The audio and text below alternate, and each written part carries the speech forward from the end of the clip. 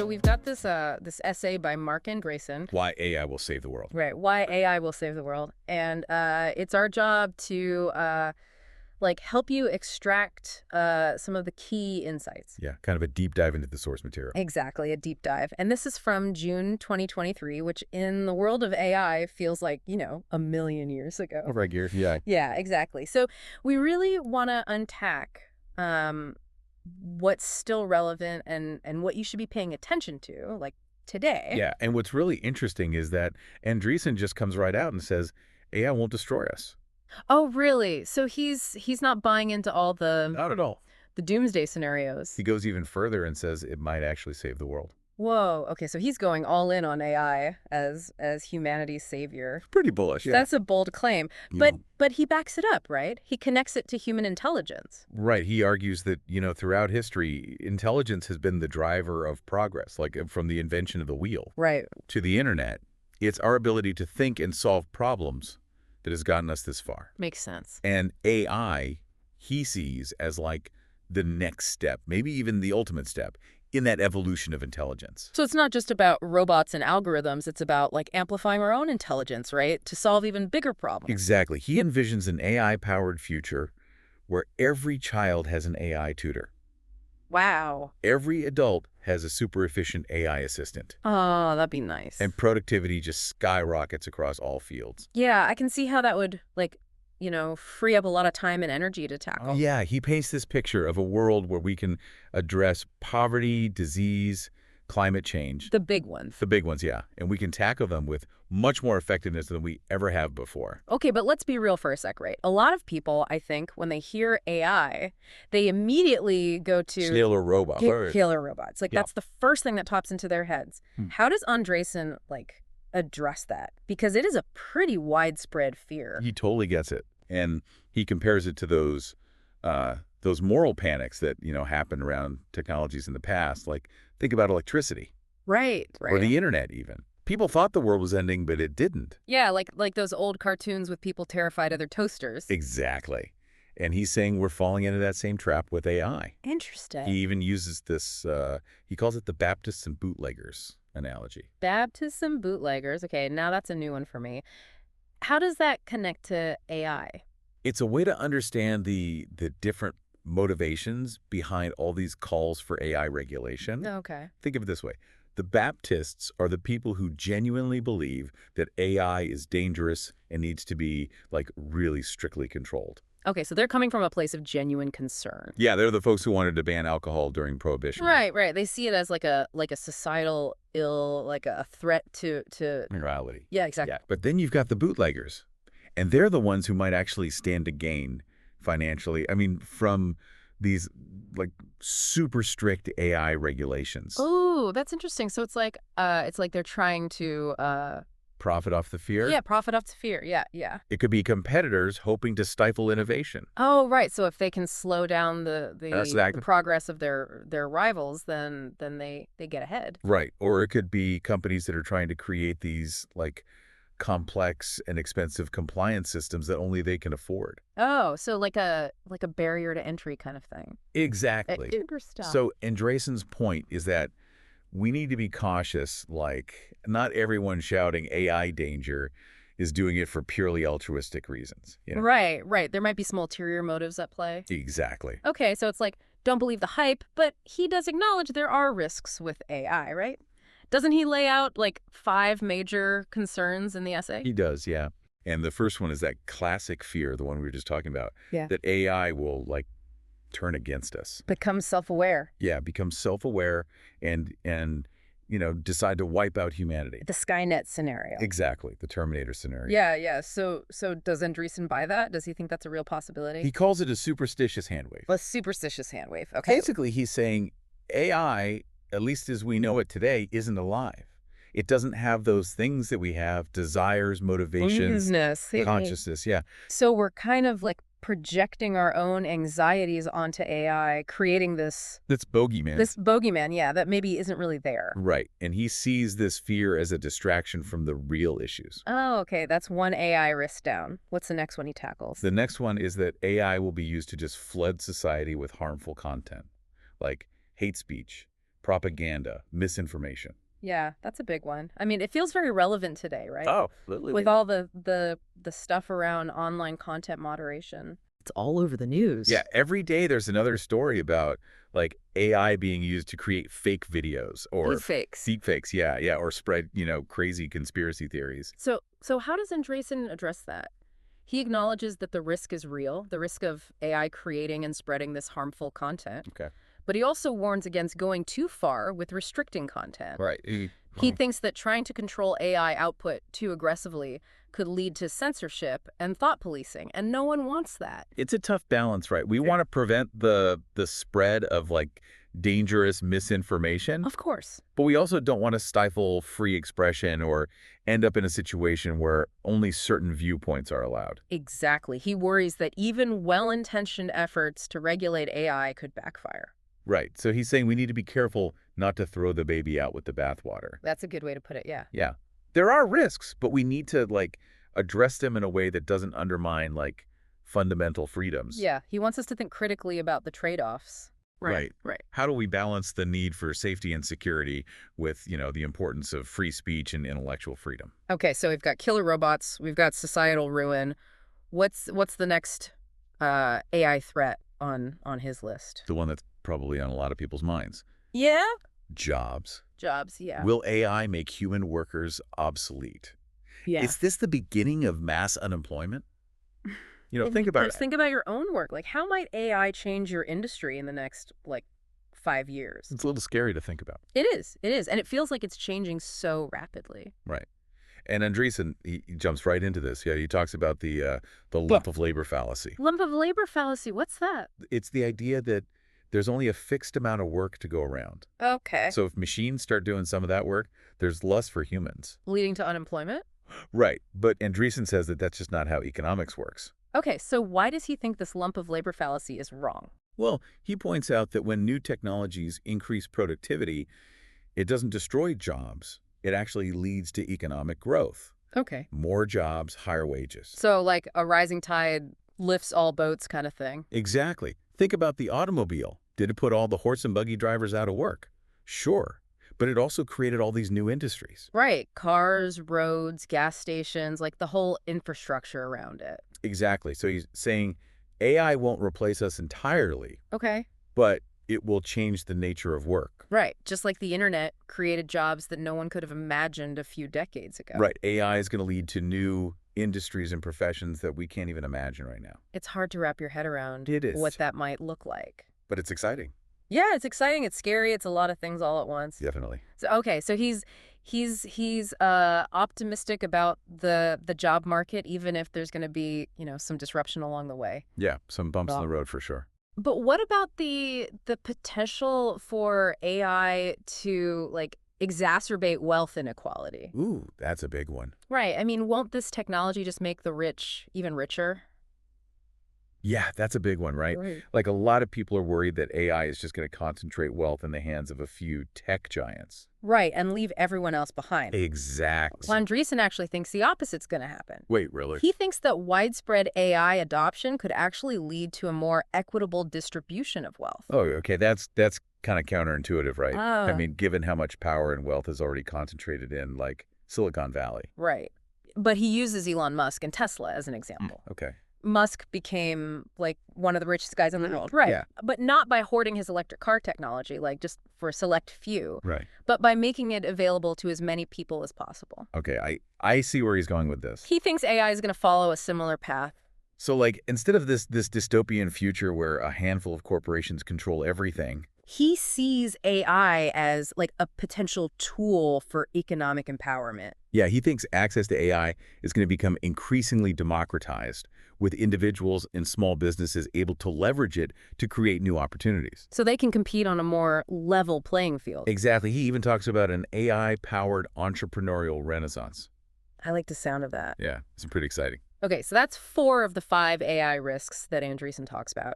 He's kind of brushed aside the killer robots, the societal collapse, the mass unemployment, even the wealth inequality. Yeah, he doesn't seem too worried about those. So what's the one risk that he actually sees as a serious threat? The one he's really concerned about is not so much about the technology itself, Yeah. but about who controls it. Okay, so like who's got their hands on the AI wheel? Yeah, and specifically, he's worried about China's approach to AI. China. Why China in particular? Well, Andreessen argues that China sees AI primarily as a tool for control and surveillance, Oh, not so much for individual empowerment or, economic growth. right. He's worried that if China wins the so-called global AI race, Yeah. they could impose their values on the world, Okay. values that might not align with, the things that we value in the West, like freedom, democracy, individual rights.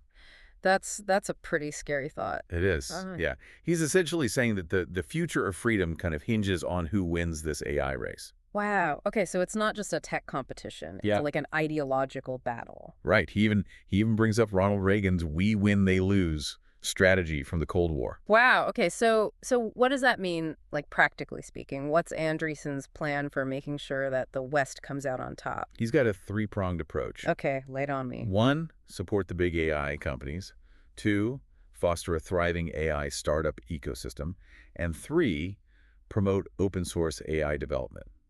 Okay, let's unpack that a little bit. So first, Hmm. the big AI companies like your Googles and your Microsofts, your OpenAIs. What's his stance on them? What role do they play? He thinks they have a really important role to play in this race. Okay. He argues they should be allowed to build AI Yeah. like as fast as they can, as aggressively as they can. Okay, full speed ahead. But he also says we got to be careful about letting them become too dominant. Right. So it's like we want to encourage innovation, but we don't want to create monopolies. Exactly. He's worried about what's called regulatory capture, Regulatory capture. where these big companies, they use their influence to shape regulations in their favor, which ends up stifling competition. Right, from smaller startups, from open source projects. Exactly. He doesn't want to see a handful of giant corporations controlling the entire AI landscape. Makes sense, yeah. Okay, so what about the AI startups? Where do they fit in? He sees them as the real drivers of innovation, Okay. the ones who are constantly pushing the boundaries of what's possible with AI. The risk takers. Exactly. And he argues that startups should be free to compete without a lot of government interference. So like a level playing field where the best ideas win no matter who comes up with them. Exactly. Okay, I like that. Yeah. And then finally, open source AI. He's a big fan of that, right? He is. Yeah, he sees open source AI as a way to democratize access to this technology. Okay. By making the tools and resources freely available, he thinks we can empower individuals, Right. foster collaboration, and prevent the concentration of power in the hands of just a few. So it's like open source AI as a counterweight to the dominance of big tech. Exactly. He thinks a thriving open source AI community can help ensure that AI benefits everyone, not just those with, deep pockets or connections. So kind of leveling the playing field. Exactly. Okay, so we've got the three-pronged approach.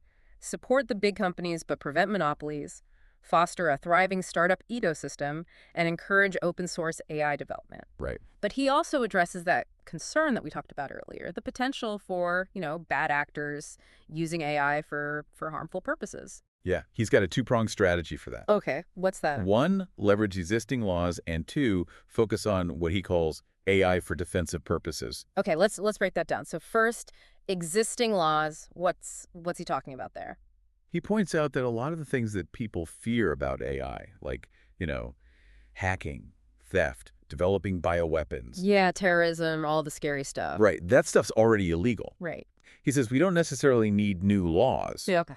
We just need to enforce the ones we already have. So, like, if someone uses AI to commit crime, Right. we prosecute them just like we would for any other criminal activity. Exactly. He acknowledges that AI might make some crimes easier to commit or harder to detect, Right. but he thinks we can combat that by using AI as a tool for good. So fight fire with fire. Exactly. Okay, and then the second part of the strategy, AI for defensive purposes. Yeah, right. What does that actually look like? He's basically advocating for investing heavily in AI for cybersecurity, for biodefense, for counterterrorism. So all the areas where AI can help us prevent and respond to threats. Exactly. He thinks by leveraging AI's capabilities for good, we can kind of mitigate the risks posed by those who would use it for malicious purposes. So instead of trying to like ban AI or restrict AI development, we should be using it to make the world a safer place. Exactly. It's a proactive approach, right? Yeah.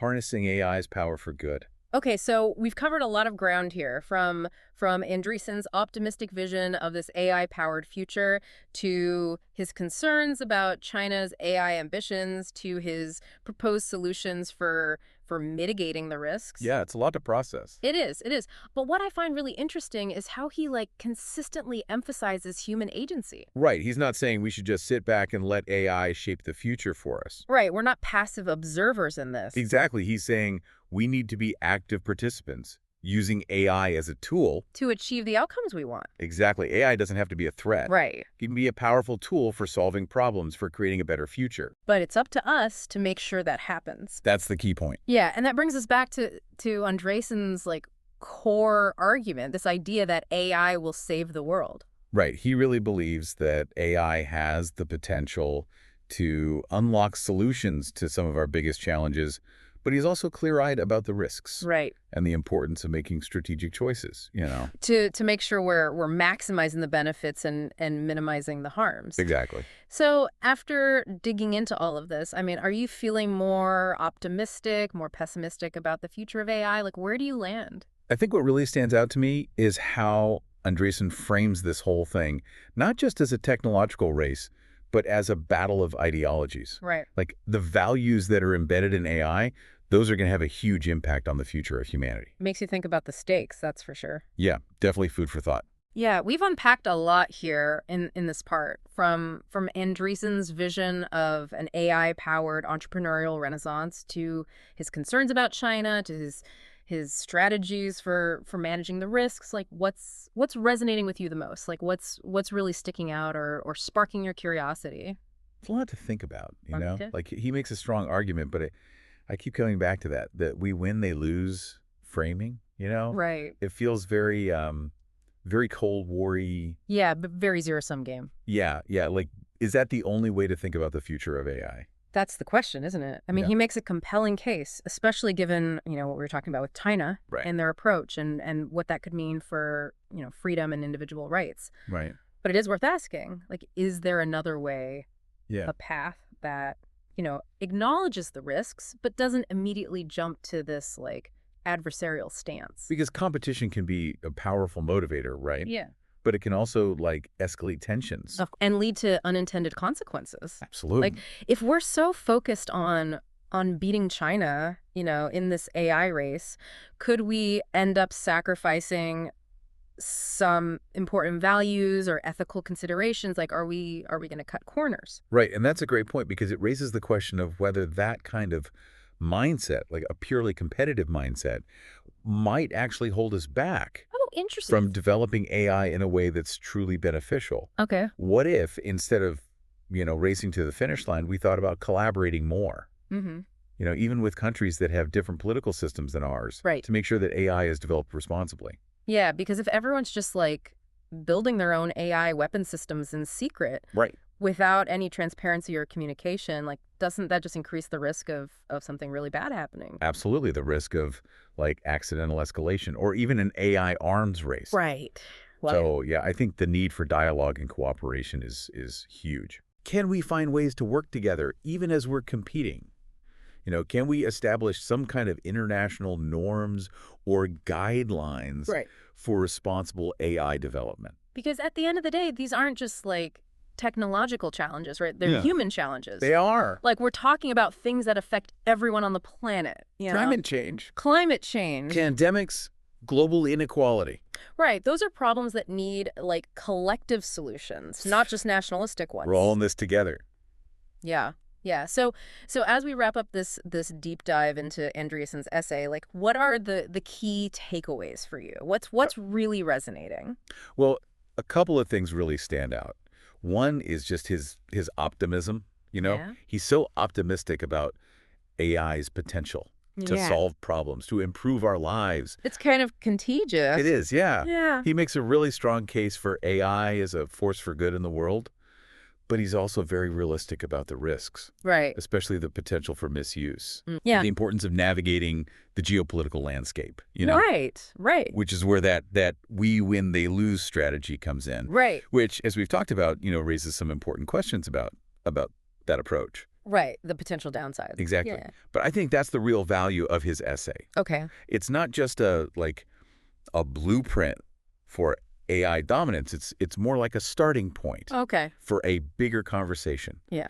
about the values we want to embed in AI, the ethical considerations, the kind of future we want to build. Yeah, it's a reminder that AI isn't just a technology, it's a reflection of us, Exactly. of our own values, our aspirations. Right, and ultimately the future of AI isn't something that's going to be decided by algorithms or machines. It's something we're going to decide together as humans. As a global community? Exactly. So as you go forward exploring this topic, I mean, what advice would you give to our listeners? I would just say think critically Yeah. about the different perspectives you encounter, challenge assumptions, Right. and ask yourself, what role do you want to play in shaping the future of AI? Because this isn't just a spectator sport, right? Yeah. We're all participants. We all have a role to play. And the choices that we make today, they're going to have a huge impact on the world that we create tomorrow. That's the challenge and the opportunity. Well said. Well said. Well, thanks for joining us on this deep dive. Yeah, thanks for having me. We hope it's, sparked your curiosity. I'm giving you some things to think about. As you navigate this crazy world of AI. This rapidly evolving landscape. Exactly. All right, that's it for this episode. See ya.